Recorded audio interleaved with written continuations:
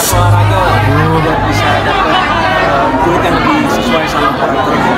Tapi itu cuma bentuk dari pendalaman karakter aja. Atas rasa-rasa juga perlu, karena kan berhubungan dengan si karakternya ini dibentuk di lokasi yang seperti apa, latar belakang kampungnya itu seperti apa gitu. Jadi bukan semena-mena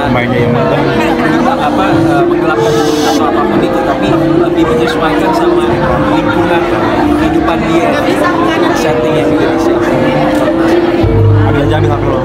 Antoni tadi kan sempat bilang tadinya ada latihan buat berantem itu boleh diceritain nggak sih berapa lama? Kan sempat ada cerita terus katanya si Rasya itu berdua boleh kita ada workshop latihan selama 2 minggu, latihan action. Nah, tapi kan pada saat kita latihan sama pada saat kita syuting itu kan ada kendala yang berbeda ya. Pada saat kita latihan itu nggak ada halangannya, tanahnya itu juga mudah dipijak. Tapi pada saat kita syuting, tanahnya itu memang di setup seperti tanah yang berpasir. Dan saya waktu itu pakai kontak lens, jadi saya itu nggak bisa ngelihat 100% pandangan saya. Paling efektif cuma 30% pandangan saya waktu itu. Dan saya hanya menjalankan apa yang saya hafal aja. Dan memang ada beberapa ya kepleset lah dalam gerakan. Itu sebenarnya fightingnya menggunakan keris kan. Dan ya alhamdulillahnya nggak ada cedera serius ya. Paling cuman ada yang tusuk sedikit, serempet sedikit gitu sama Rasya. Dan Rasya pun juga sebenarnya nggak sengaja ya, karena memang keadaannya memang susah dalam langkah, berpasir, berat. Orang ada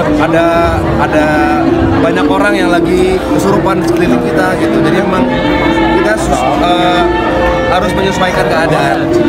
Dan alhamdulillahnya ya memang adegan actionnya itu. Dan memang nggak terlalu nggak semudah itu dalam menjalankan koreografi yang udah dirancang di awal latihan. Ya. Rasya sempat cedera nggak sih pas adegan fighting itu? Sempat. Jadi sempat salah mukul salah satu pelatih kita juga, yang kebetulan ikut di dalam sini untuk memerankan karakter. Jadi yang ngebantu Kidalang lah dalam proses kejahatannya gitu ya, anak-anak buahnya. Dan pas di adegan itu entah mukulnya kejauhan atau kurang mundur kan, tapi berhubung dia memang fighter base-nya, tangan kita yang cedera bukan kepalanya dia. Jadi sampai lumayan besar sih waktu itu. Rasya Lumayan karena butuh waktu buat pengobatan juga.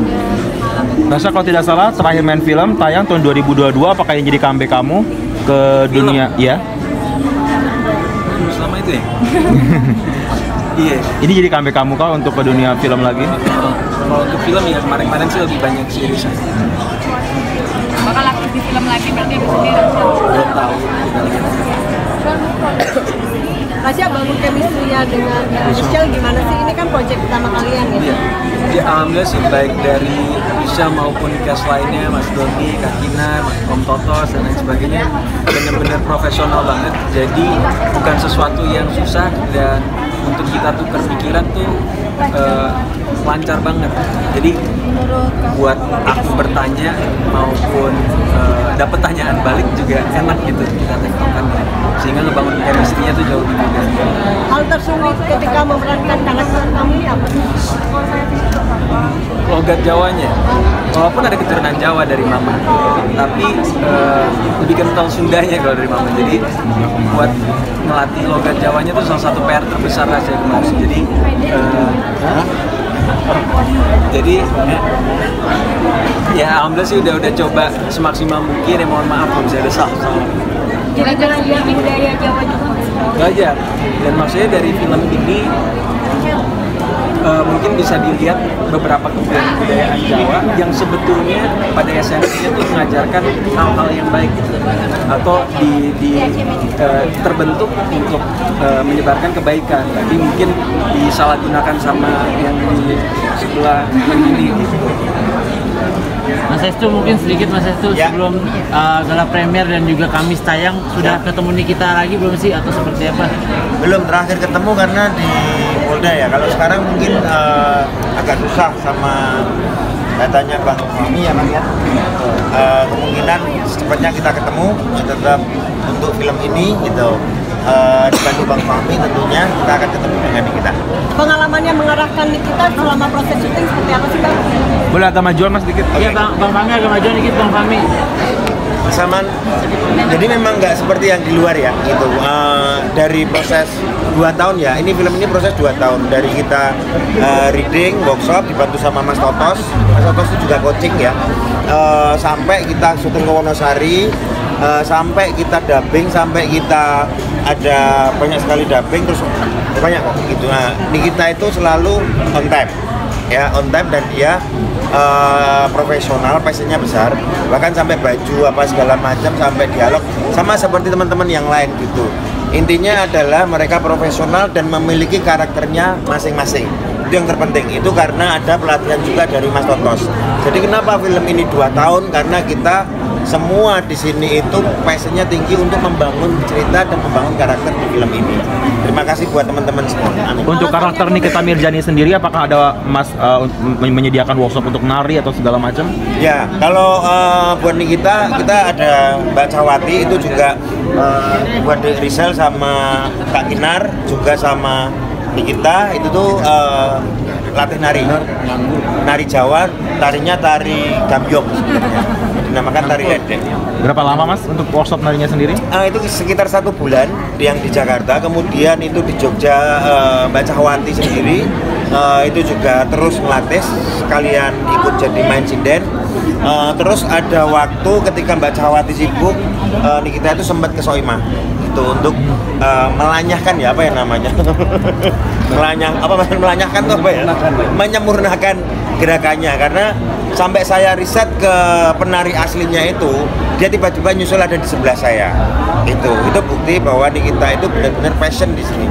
Jadi saya nggak tahu kalau Nikita datang, tapi dia dibawa oleh tim saya ketika saya riset observasi di Wonosari itu, ke Juru Kunci dia datang bareng saya, terus kemudian agendanya ke tempat penari aslinya tari ledek itu, Nikita juga ikut gabung kita. Alasannya memilih Nikita itu apa sih Mas gitu? Apa sebelumnya ada pemain lainnya atau memang udah langsung Nikita penunjukan gitu? Enggak, karena kesehariannya sudah terlihat. Jadi karakter yang ada di film kita ini itu saya melihat Nikita itu keseharian juga beda menyikapi dengan seperti yang di sosmed ya. Artinya bagaimana dia berinteraksi dengan lingkungan sosial terhadap teman-temannya atau patut-patutnya itu sangat berbeda gitu. Kemudian isinya itu yang saya penting gitu. Nikita isinya itu, kemudian karakternya dia seperti apa, ternyata fit. Kemudian karakter itu menemukan Nikita sebagai pemerannya di film Sirik. Kemudian seperti itu. Bang Fahmi kemarin sempat ketemu Nikita, mungkin menceritakan apa gitu dia soal film ini selain mengajak penonton gitu Bang Fahmi? Iya, dia cuma yang pertama dia minta maaf nggak bisa hadir karena ketidakhadirannya memang dalam keadaan yang tidak memungkinkan, sehingga saya diminta untuk mewakilinya menyampaikan dengan teman-teman semua untuk mendukung dalam proses film ini, dan berharap supaya semuanya pada menonton. Itu saja. Jadi ini kita secara totalitas sebagaimana disampaikan, itulah film hampir 2 tahun ya. Hampir 2 tahun. Saya memang selalu mendengar saja, tapi tidak mengikuti secara detail karena tahu-tahu film ini sudah jadi. Dan sekarang Tapi dari Nikita sendiri ada sempat bilang keinginan untuk hadir nggak sih Bang? sebetulnya kalau keinginan hadir sangat keinginan, tapi kan ada aturan-aturan yang tidak bisa dia laksanakan dan itu kita memerlukan. Tapi karena ini situasinya tidak memungkinkan, saya diminta oleh sutradara supaya saya mewakili untuk menyampaikan apa yang saya sampaikan itu adalah amanah yang disampaikan oleh Nikita Mirzani untuk disampaikan kepada semua teman-teman semua ya. Mohon dukungannya. Tapi dia juga menanti-nantikan film ini juga tayang juga nggak sih Bang Fahmi? Sangat nanti-nantikan, dan dia sangat berharap dari film. Mas, terima kasih. Terima kasih. Mbak. Terima kasih. Yuk kita.